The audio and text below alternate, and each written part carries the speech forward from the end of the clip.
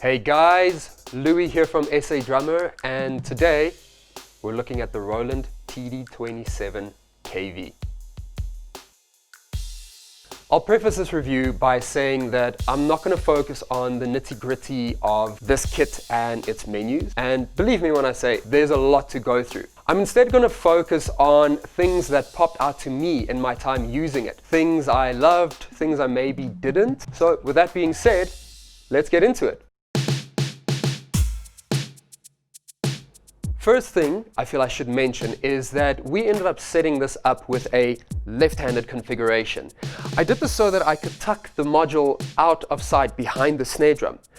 This is a personal preference for me, seeing as the situations and scenarios that I use my kits in generally don't require me to change settings on the fly, and I prefer having it completely out of my way.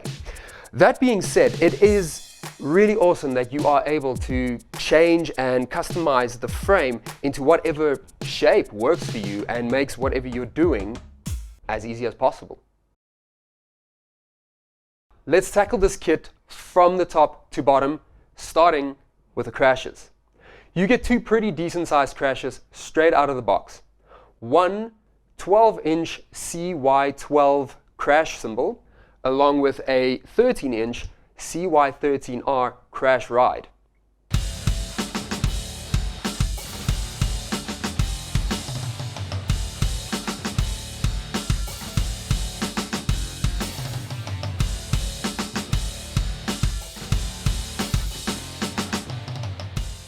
They are what I've come to expect from Roland's higher end kits. Great feel, great look, great response. This especially holds true when it comes to how these cymbals work with the module when triggering cymbal swells. In my experience, it definitely depends on what sounds and kits you have selected in the module, but in general, I definitely had an amazing time when trying to get smooth cymbal swells in massive songs or lower volume, more intricate versions of songs. Before I forget, one of the things that I did find was that when muting the crashes, they tended to have a set amount of time that it would take for them to fully mute when you grab them. So essentially, if you let go before this time was up, you would effectively only reduce the volume or sustain left on that hit. Now, this is not necessarily a good or a bad thing. It depends on what your take on electric kits are and what you want from them. For me personally, I enjoyed it because it made me feel like I couldn't just do a half-hearted grab and choke a cymbal like that. And it made me immerse myself in my playing experience that much more.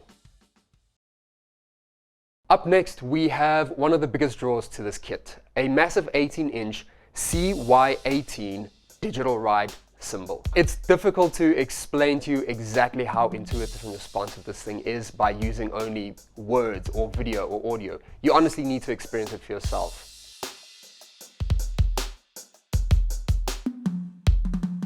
The digital ride connecting to the module via a USB instead of the standard TRS cable gives such a smooth experience that I almost forgot that I was hitting on a rubber pad instead of an actual acoustic metal cymbal. I could distinguish between three very clear zones on the ride cymbal: the edge, bow, and bell.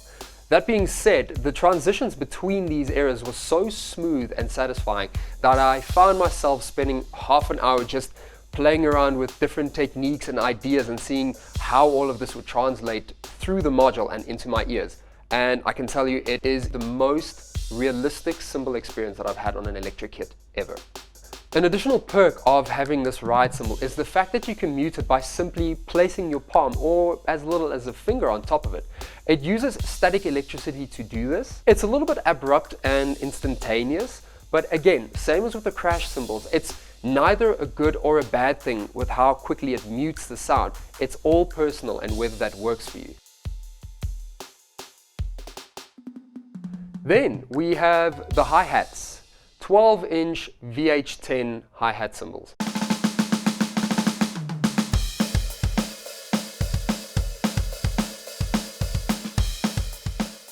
They throw onto whatever hi-hat stand you have available, whatever your preference is.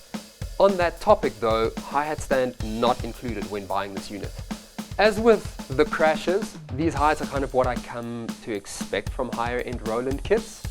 I will, however, say the hi-hat control is brilliant. It's snappy and intuitive and responsive in all of the right ways. I personally would love to see potentially a digital version of the hi-hats as well, because no matter how well they work along with the module and giving you incredibly realistic hi-hat sound, they always have a slight electronic vibe to them. That's to be expected when you are buying an electronic kit. But if you're looking for a kit that blends into one scenario or scene as well as the next, digital hi-hats might be what we need to wait for.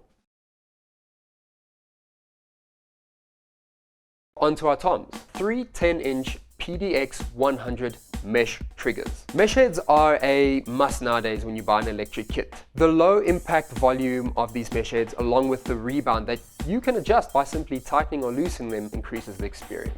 They're a great size too, meaning you get very comfortable play around the kit regardless of how fast you go. I would, however, say that I wouldn't mind seeing a potential 12 or even 14-inch floor tom on this kit, especially considering the monster snare that comes along with it.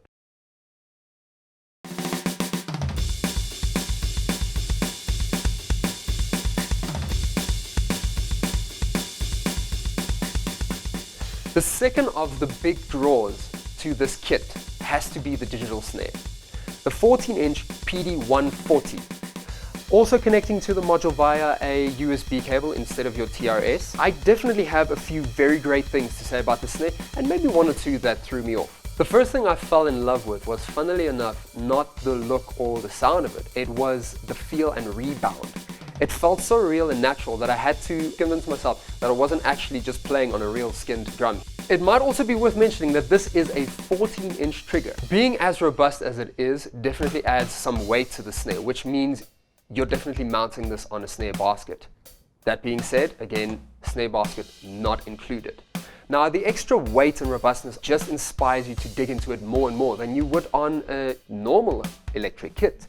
The ghost notes and other dynamic nuances that it brings are incredible. Moving from the center of the snare to the edge, you can hear clear differences in the sound. The only issue is the transition and blend between these two zones is not nearly as smooth as it is on the ride cymbal. Regardless of where you play on the snare, it reacts 100% the way an acoustic snare would react. All the way down from ghost notes right back up to full-fledged smashing hits. And one of the most interesting features of the snare, again, has to do with static electricity from your hands.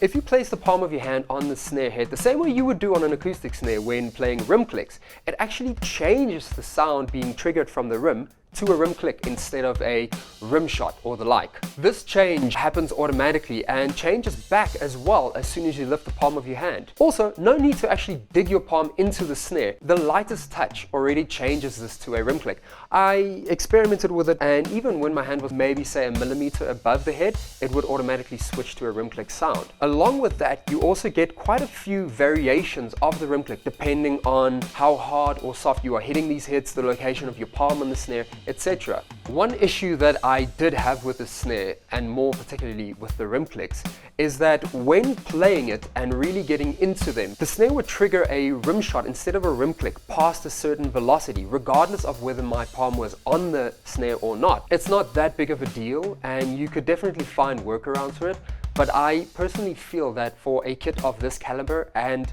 price point, you shouldn't be looking for workarounds. Touching on some regular snare use, you get metal rim hits when playing the rim of the snare, also the toms for that matter. You get a rim shot when hitting the rim of the snare along with the mesh head. No specific zones on the rim dedicated to rim shots or metal clicks. It depends on what you're hitting at the same time. Play it the way you would play a normal snare and it reacts exactly the way that you would expect it to. Moving on to the kick drum. It's a KD10 trigger. It's what I expect to see on kits way lower than the TD27KV. It's a great trigger, great response, great feel. The whole kit is just so robust and resilient that I feel the kick trigger should definitely match that. I'd even be happy if it was just a KD10 in a heavier shell that resembled the rest of the kit. It suffers from the same wobble and creep that you come to experience from most kick triggers, but again, it just In the shadow of this amazing kit, it feels like all of that is accentuated and just made to feel a lot worse than it really is. Last but not least, we have the module, the brain and magic behind this kit. Giving praise to the digital ride and praise to the snare drum and the increased tom sizes is all fine and it's awesome, but none of those would be able to do what they do if it wasn't for the module. Pure sonic ambience technology, overhead mic simulation, prismatic sound modeling.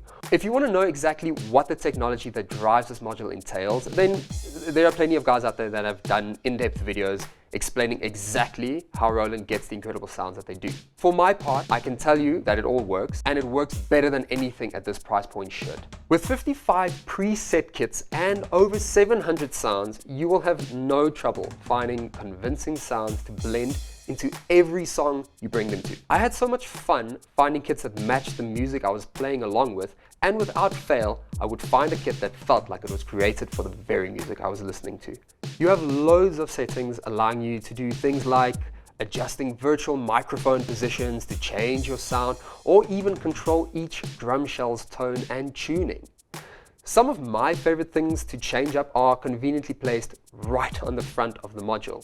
Large, easily accessible dials allow you to, respectively, change the sounds assigned to a pad, change up the tuning, the level of the selected pad, or even add custom muffling ranging from moon gel all the way to donut earrings. All of these with fun little illustrations to help you see what you're doing. You also have the option of changing the colors on the unit for each individual kit that you are scrolling through, making it easy to fly through certain presets or set up specific colors for various situations or scenarios. All of this can be done on the fly in seconds. It really feels like this kit was meant for the versatile drummer needing something that could keep up with the fast-paced world of electronic music today.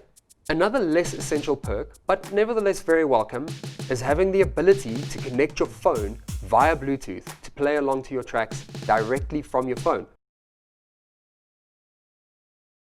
Set at the price point that it is means this kit will definitely have a very specific target market, and it also means that it probably won't be available or accessible to the general public just looking for a really good electric kit to jam on. This has been Louis from SA Drummer reviewing the Roland TD27KV. I really hope you enjoyed this, and if you have any questions, feel free to send them through and we will do our best to answer them.